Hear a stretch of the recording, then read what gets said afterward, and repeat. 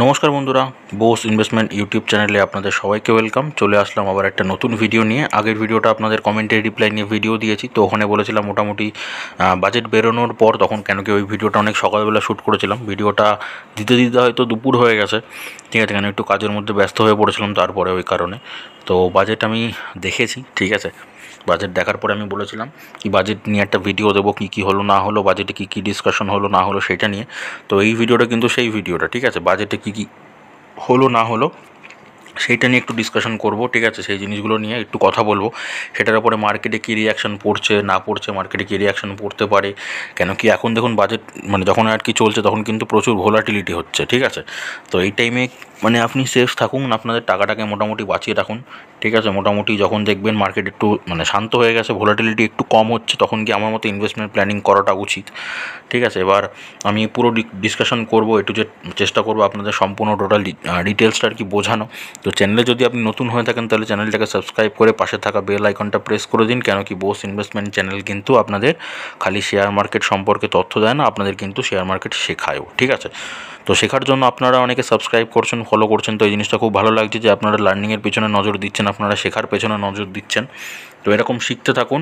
আর যারা অলরেডি করে রেখেছেন তাদেরকে তো অসংখ্য ধন্যবাদ, তারা শিখতে থাকছেন। মানে আমি চেষ্টা করছি প্রপার আপনাদের শেখানো, আমার যেটুকু এক্সপিরিয়েন্স যেটুকু আর কি নলেজ আছে সেটুকু চেষ্টা করছি আপনাদের মধ্যে ছড়িয়ে দেওয়ার, ঠিক আছে। তো সেই কারণে দেখুন আপনাদের জন্য একটা ফ্রি অফ কস্টে পুরো একটা প্লেলিস্ট নিয়ে এসেছি, যে প্লেলিস্টে কিন্তু আপনাদের সব রকম এডুকেশনাল ভিডিও আছে।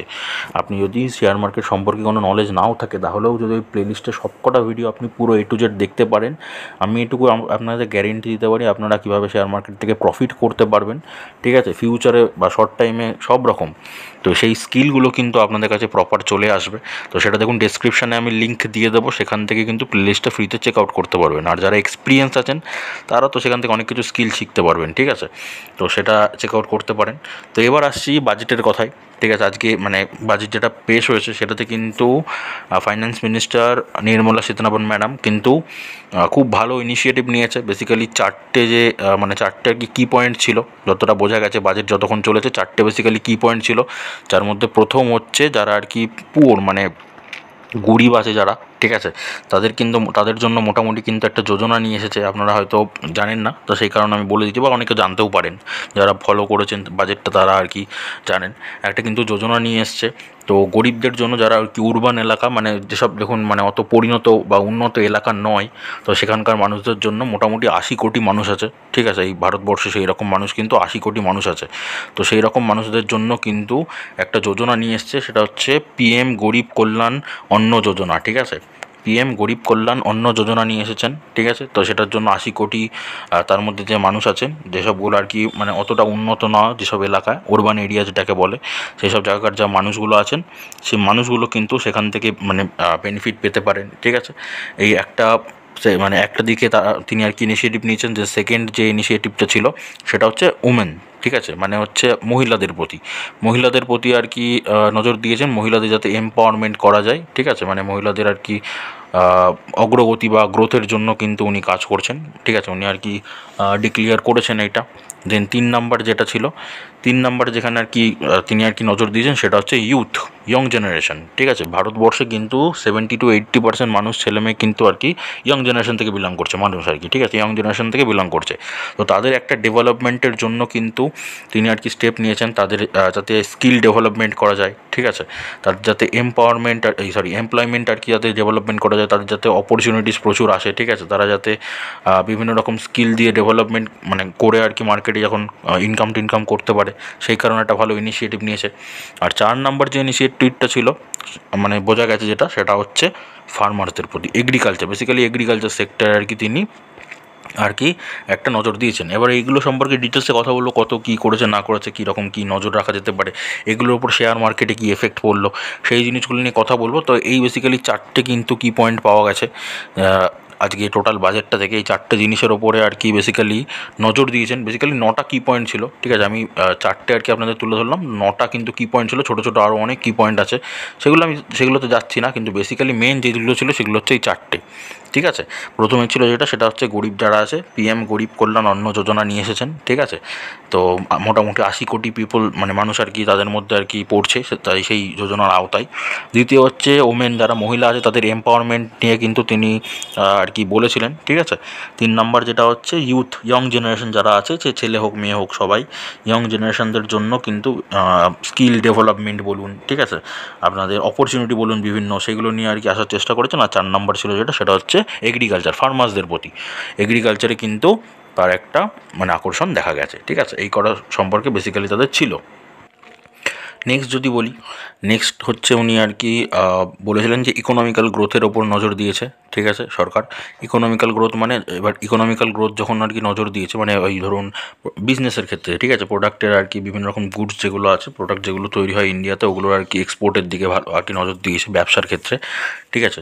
তো সেই কারণে কিন্তু তখন কিন্তু এফএমসিজি সেক্টর যেগুলো আছে, মানে শেয়ার মার্কেটে কথা বলছি, এফএমসিজি সেক্টর আছে, এমএসএমই যে সেক্টরগুলো আছে, এগুলোতে কিন্তু গ্রোথ দেখা দিলেও দিতে পারে, ঠিক আছে।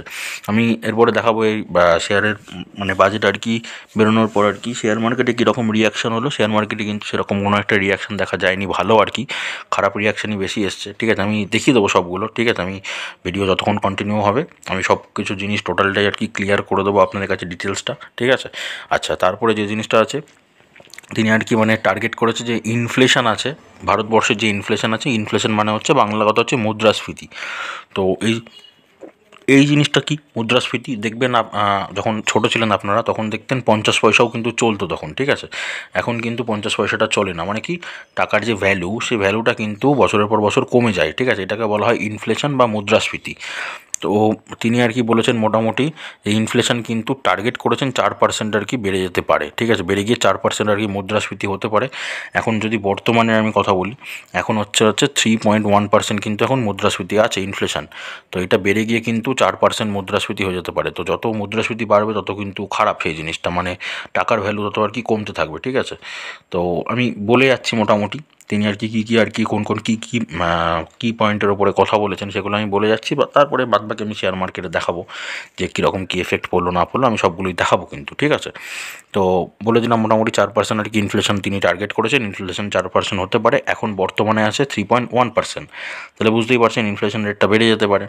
এবার যেটা বলেছিলাম যে প্রায়োরিটি কোন কোন সেক্টরে তিনি দিয়েছেন, প্রথম যেখানে আসছে সেটা হচ্ছে এগ্রিকালচার, যেটা নিয়ে কথা বলবো সেটা হচ্ছে এগ্রিকালচার সেক্টরে।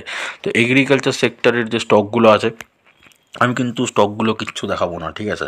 আমি কেন স্টক দেখাবো না, কেন কি অনেকে আসবে কি বাজেটের পরে আর কি আসবে স্টক দেখতে, তারা ভেতরের ডিটেলস কিছু শুনবে না, ভেতরের ডিটেলস কিছু দেখবে না, না দেখে গিয়ে কিন্তু একটা ইনভেস্টমেন্ট করে দেবে। তো সেই জিনিসটা কিন্তু আমি কখনোই চাই না, ঠিক আছে। তো এই কারণেই আমি স্টক আজকে কিচ্ছু দেখাবো না, কেন কি মার্কেট আজকে আমি যখন ভিডিওটা বানাচ্ছি তখন হচ্ছে কারেন্ট মার্কেট, ঠিক আছে, মানে মার্কেট আর কি চলছে, প্রচুর ভোলাটিলিটি দেখা যাচ্ছে। তো আমি কিন্তু চাইবো না যে এই ভোলাটিলিটির মার্কেটে গিয়ে আপনারা ইনভেস্টমেন্ট করেন। আপনারা নজর রাখতে পারেন, আপনাদের স্টাডি পারপাস আপনি করতে পারেন। আমি বলেছিলাম, ঠিক আছে, বেসিক্যালি যে পাওয়ার সেক্টর যেগুলো আছে, ইনফ্রাস্ট্রাকচার, ঠিক আছে, এই সেক্টরগুলোতে নজর রাখতে অলরেডি কিন্তু সেই সব সেক্টর মানে সেক্টরগুলোর ক্ষেত্রে কিন্তু আর কি তিনি আর কি যে ফাইন্যান্স মিনিস্টার আছেন তিনি কিন্তু অলরেডি স্টেপ নিয়েছেন, ঠিক আছে। আমি বলবো আস্তে আস্তে সব কিছুতেই আসবো। তো যেগুলো বলেছিলাম নজর রাখতে, সেরকম স্টাডি পারপাসে আর কি আপনারা স্টাডি পারপাস নজর রেখেছিলেন কিনা জানি না। তো আমি বেসিক্যালি ওই কারণেই বলছি এখন এই ভোলাটিলিটি মার্কেটে কিন্তু ইনভেস্টমেন্ট করাটা উচিত না, ওই জন্য আমি স্টক কিচ্ছু দেখাবো না। আমি আজকে জাস্ট বাজেট নিয়ে কথা বলবো এই ভিডিওটাতে, কী কী সেক্টরে বাড়তে পারে না বাড়তে পারে সেই সব জিনিসগুলো নিয়ে কথা বলবো। আগামীকাল যদি আমি পারি তাহলে হচ্ছে সেক্টর ওয়াইজ, মানে প্রত্যেকটা সেক্টর থেকে যে কটা সেক্টর আর কি গ্রোথ হতে পারে, ঠিক আছে। মার্কেটের রিয়াকশান আজকে কিন্তু খুব একটা ভালো নেই অলরেডি, ঠিক আছে। তো ফিউচারে গিয়ে এবার যখন মার্কেট যদি কারেকশান হয়, মানে মার্কেট একটু কারেকশান যদি হয়, তাহলে কিন্তু এবার যখন বলেছে সরকার সেই সব সেক্টরগুলোতে আর কি ইনভেস্টমেন্ট তাদের বাড়াচ্ছে, বা ইনভেস্টমেন্ট ভালো জিনিস নিয়ে আসছে, ভালো পরিকল্পনা নিয়ে আসছে, তাহলে এখন যদি মার্কেট কারেকশন হয়ও তাহলে ফিউচারে কি একটু এক্সপেক্ট করা যেতে পারে, তাহলে সেই মার্কেটগুলো কিন্তু ওপরের দিকে যেতে পারে। তো সেই রকমই আমি আগামীকাল চেষ্টা করবো কিন্তু একটা ভিডিও নিয়ে আসার, যেখানে কিন্তু আমি স্টক দেখাবো, ঠিক আছে, মানে প্রত্যেকটা সেক্টর ওয়াইজ আমি স্টক দেখাবো, সেটাতে কীরকমভাবে কী কাজ করা যেতে পারে সেটাতেও কিন্তু আমি বলে দেবো। ওই জন্য ভিডিওগুলো স্কিপ করবেন না, প্রত্যেকটা ভিডিও কিন্তু এখন থেকে মানে আগেও ছিল, এখনও কিন্তু যত দিন যাবে তত কিন্তু ভিডিওগুলো ইম্পর্টেন্ট হবে আপনাদের সবার জন্য, ঠিক আছে। তো এই কারণে চ্যানেলে সাবস্ক্রাইব করে রাখুন, বেল আইকনটা প্রেস করে রাখুন, সব রকম কিন্তু আপডেট আমি দেবো কিন্তু চ্যানেলে, ঠিক আছে। তো যে কথাটা বলছিলাম এগ্রিকালচার সেক্টর, ঠিক আছে, এগ্রিকালচার সেক্টরে তিনি আর কি অলরেডি, ঠিক আছে, অলরেডি কিন্তু 1.52 লাখ করোড় আর কি ইনভেস্ট করেছেন, ঠিক আছে, 1.52 লাখ করোড় কিন্তু ইনভেস্ট করেছেন এগ্রিকালচারের সেক্টরের প্রতি, ঠিক আছে, যে এগ্রিকালচার বিভিন্ন ডেভেলপমেন্টের জন্য ফার্মার্সদের যাতে ভালো মানে সুবিধা হয়, বেনিফিট হয়, এই জন্য এত কোটি টাকা কিন্তু অলরেডি কিন্তু তিনি মানে ইনভেস্টমেন্ট করেছেন, ঠিক আছে। দেন আসছে যেটা যে সেক্টরটা, সেটা হচ্ছে ম্যানুফ্যাকচারিং যে সার্ভিসগুলো আছে, যেটা বললাম আমি এফএমসিজি, এমএসএমই প্রোডাক্ট যেগুলো আর কি, ওগুলোর প্রতি আর কি বাড়তে পারে, ঠিক আছে। তো ম্যানুফ্যাকচারিং যে সার্ভিসগুলো আছে সেগুলোর প্রতিও কিন্তু নজর দিয়েছেন, সেগুলোর প্রতিও কিন্তু তিনি ইনভেস্টমেন্ট করেছেন, ঠিক আছে, বাজেটে আর কি সেটা আর কি বোঝা গেছে। তো ম্যানুফ্যাকচারিং ইউনিট যেগুলো আছে সেগুলোতেও কিন্তু ভালো আর কি মানে ম্যানুফ্যাকচারিং যে সেক্টরটা আছে সেগুলোও কিন্তু ভালো গ্রোথ দেবে, এফএমসিজি যে সেক্টর আছে সেটাও ভালো গ্রোথ দেবে, এমএসএমই যে সেক্টরটা আছে সেটাও কিন্তু গ্রোথ দেবে, ঠিক আছে। আমি ওই যে বললাম একটাও কিন্তু আমি স্টক এখন দেখাচ্ছি না, আমি কিন্তু আগামীকাল স্টক দেখাবো। আমি আজকে জাস্ট বাজেট নিয়ে কথা বলবো, বাজেটে কী হয়েছে না হয়েছে, কোন কোন সেক্টরগুলো বেনিফিট পেতে চলেছে। এখন মার্কেট যদি কারেকশন হয়, এখন যদি নিচের দিকেও পড়তে থাকে, তাহলে এই সেক্টরগুলো থেকে কিন্তু অল্প অল্প করে শেয়ার কেনা উচিত। কিন্তু ওই যে বললাম এখন যেহেতু ভোলাটিলিটির মার্কেট, এখন কিন্তু আমার মতো ইনভেস্টমেন্ট না করাটাই ভালো। আজকে মার্কেটটা মানে মোটামুটি যেতে দিন, আগামীকাল কিন্তু একটা মার্কেট মোটামুটি একটা শান্ত জায়গায় যাবে, তখন কিন্তু একটা ইনভেস্টমেন্ট প্ল্যানিং করা যেতে পারে। ওই কারণেই কিন্তু আমি স্টকের ভিডিও আগামীকাল দেবো, ঠিক আছে, আজকে কিন্তু দেবো না, ঠিক আছে। তো ম্যানুফ্যাকচারিং ইউনিটে একটা গ্রোথ আসতে চলেছে, ঠিক আছে। দেন তিনি আর কি যে ওই যে বললাম প্রমোট মানে করছেন কি স্কিলস আর এমপ্লয়মেন্টের ওপরে, ইউথ যেগুলো আছে সেই ইউথের ওপরে কিন্তু তিনি আর কি মানে ইয়ং জেনারেশন যারা আছে তাদের প্রতি একটা এমপ্লয়মেন্ট একটা আরেকটা স্কিল হচ্ছে, স্কিলের ওপর কিন্তু নজর দিচ্ছেন, ঠিক আছে। তো সেই কারণে কিন্তু এডুকেশন যে লোন আছে মানে পড়াশোনা জন্য আর কি, যে এডুকেশন যে লোন আছে সেই লোন কিন্তু মানে প্রত্যেকটা মানুষ আর কি মানে ছেলেমেয়ে নিতে পারবে 10 লক্ষ টাকা অবধি, ঠিক আছে। কত পার্সেন্ট ইন্টারেস্ট? 3% ইন্টারেস্ট দিতে হবে তাদের, 10 লক্ষ টাকা অবধি কিন্তু তাদের আর কি মোটামুটি তারা লোন তুলতে পারবে, ঠিক আছে। তো এই সেক্টরটা লোন মানে বুঝতে পারছেন, ইএমআই বা ফাইন্যান্স সেক্টর, ঠিক আছে, বলতে পারলাম ফাইন্যান্স সেক্টর কিন্তু গ্রোথ আসতে পারে। এই কারণে যত বেশি লোন নেবে তত ইন্টারেস্ট বেশি পাবে সেই সব সেক্টরগুলোর কিন্তু রেভিনিউ আর কি বেশি জেনারেট হবে, ঠিক আছে। তো বলতে পারলাম আমি কিন্তু ডিটেলসে আর কি আলোচনা করার চেষ্টা করছি। আমি কিন্তু দেখুন আমি কিন্তু টাচ করে বেরিয়ে যেতে পারতাম, এটা এই হয়েছে, এটা ওই হয়েছে, সেটা এই হয়েছে, সেটা ওই হয়েছে, এরকম করে কিন্তু বেরিয়ে যেতে পারতাম। কিন্তু ওই যে বললাম বোস ইনভেস্টমেন্ট চ্যানেল কিন্তু আপনাদের লার্নিং শেখার প্রতি কিন্তু নজর দেয়, ওই জন্য আমি কিন্তু প্রপার আর কি ডিসকাশন করার চেষ্টা করছি কোথায় কী হতে পারে না হতে পারে তার উপরে, ঠিক আছে। তো বলে দিলাম। দেন যে সেক্টরটার প্রতি আর কি কথা বলবো সেটা হচ্ছে পাওয়ার সিকিউরিটি, পাওয়ার সেক্টর, ঠিক আছে। পাওয়ার সেক্টরের প্রতি নজর দিয়েছে। পাওয়ার সেক্টর মানে বুঝতেই পারছেন সেখানে রিনিউয়েবল এনার্জিও থাকতে পারে, ঠিক আছে, সেখানে পাওয়ার সেক্টরও থাকতে পারে। সেখানে হচ্ছে ইথানল যে সেক্টর মানে সুগার যে সেক্টরটা আছে, সুগার মিলস, এই সেক্টরেও কিন্তু আর কি গ্রোথ দেখা যেতে পারে ইন ফিউচার গিয়ে, ঠিক আছে। এটা আমার মনে হয়। আবার দেখুন মার্কেটে কিন্তু কিছুই মানে অনেক কিছু হয়ে যেতে পারে। তো সরকার বেসিক্যালি কী কী করেছে সেগুলোই আমি বলছি। তো সেগুলো গ্রোথ দেখা যেতে পারে বলে আমার মনে হয়, সেই কারণে কিন্তু সেগুলোর কথা আমি বলছি, ঠিক আছে। দেন যে সেক্টরটার কথা বলবো সেটা হচ্ছে ইনফ্রাস্ট্রাকচার। আমি বলেছিলাম আগের ভিডিওটাতে এই সেক্টরটাতে নজর রাখতে। তো এক দাদাভাই কমেন্ট করেছিলেন, ঠিক আছে, কমেন্টও করেছিলেন, সেই কমেন্টেরও আমি রিপ্লাই করেছি। সেখানে একটা ইনফ্রাস্ট্রাকচার রিলেটেড একটা স্টকও ছিল হুডকো বলে, ঠিক আছে। তো সেই সেক্টরটাও কিন্তু মোটামুটি আমার মতে গ্রোথ যেতে পারে, ঠিক আছে, এটা আমার ধারণা। ওই যে বললাম ইনফ্রাস্ট্রাকচারের ক্ষেত্রে কিন্তু তিনি আর কি নজর দিয়েছেন। তো আরভিএনএল যেটা আছে মানে রেলওয়ে বিকাশ নিগম যেটা আছে লিমিটেড, সেটাও কিন্তু গ্রোথ হতে পারে। এবার আমি স্টকের নাম বলতে চাইনি, বাট বলে দিলাম যে দুটো আর কি বলা হয়েছে, মানে আগের ভিডিওতে যেহেতু দেখিয়ে দিয়েছি আমি, ওই কারণেই বললাম। এছাড়াও অনেক স্টক আছে ইনফ্রাস্ট্রাকচার রিলেটেড, আমি বললাম তো আগামীকাল ভিডিও নিয়ে আসবো তখন কিন্তু দিয়ে দেবো। তো ইনফ্রাস্ট্রাকচারেও কিন্তু একটা গ্রোথ দেখা যেতে পারে, ওকে। তো বেসিক্যালি আমি বলে দিলাম, ঠিক আছে। আর যদি এডুকেশন মানে লোনের মানে এডুকেশনের ওপরে অলরেডি কিন্তু সরকার আর কি 1.48 করোড় কিন্তু টাকা ইনভেস্ট করেছে, 1.48 লাখ করোড়, সরি 1.48 লাখ করোড় টাকা কিন্তু অলরেডি ইনভেস্ট করেছে এডুকেশন পারপাস, এডুকেশনের আর কি গ্রোথের জন্য, ঠিক আছে। ওই যে বললাম ইউথদের আর কি এমপ্লয়মেন্ট বা এমপ্লয়াবিলিটি স্কিল যেগুলো আছে ওগুলো বাড়ানোর জন্য কিন্তু ডেভেলপমেন্টের জন্য এত কোটি টাকা অলরেডি ইনভেস্ট করেছে। তো ফিউচারে গিয়ে এখানেও একটা গ্রোথ দেখা যেতে পারে, এডুকেশন সেক্টরেও কিন্তু একটা গ্রোথ দেখা যেতে পারে, ওকে। বলে দিলাম মোটামুটি কী কী আর কি বাজেটে আর কি মোটামুটি কী পয়েন্ট ছিল, কী মেন জিনিস ছিল, মেন কী জিনিস আলোচনা হয়েছে বা কোন কোন সেক্টরে গ্রোথ দেখা যেতে পারে, এগুলো আমি মোটামুটি ডিসকাশন করে দিলাম। এইবার আমি দেখাবো আপনাদের মার্কেটের রিয়াকশান কী হয়েছে। মার্কেটের রিয়াকশান আমি বললাম যে খুব একটা ভালো রিয়াকশান আসেনি, খুব একটা ভালো রিয়াকশান হয়নি। তো সেই জিনিসটা আমি দেখাচ্ছি, দেখুন। তো তো বাজেটের পরে যদি আমি নিফটি ফিফটির কথা বলি, নিফটি ফিফটি দেখুন অলরেডি কিন্তু একটা লোয়ার সার্কিট মেরেছে, ঠিক আছে, একটা ডাউন গ্রোথ দেখিয়েছে। এটা আমি একদিনের আর কি দেখাচ্ছি আর কি। দেখুন এরকম জায়গায় ওপেন হয়েছিল মার্কেট, দেখুন আস্তে আস্তে আস্তে আস্তে কিন্তু নিচের দিকে একটু মানে এবার দেখুন এই জায়গাটা একটু রিকভারি করার চেষ্টা করছে, কিন্তু এইখানকার থেকে অলরেডি কিন্তু একটা ডাউন ট্রেন্ডে আছে, ঠিক আছে। কিন্তু ওই যে বললাম প্রচুর ভোলাটিলিটি হচ্ছে, তো ওই কারণে এখন আর কি ইনভেস্টমেন্ট না করাটাই আমার মতে ভালো হবে।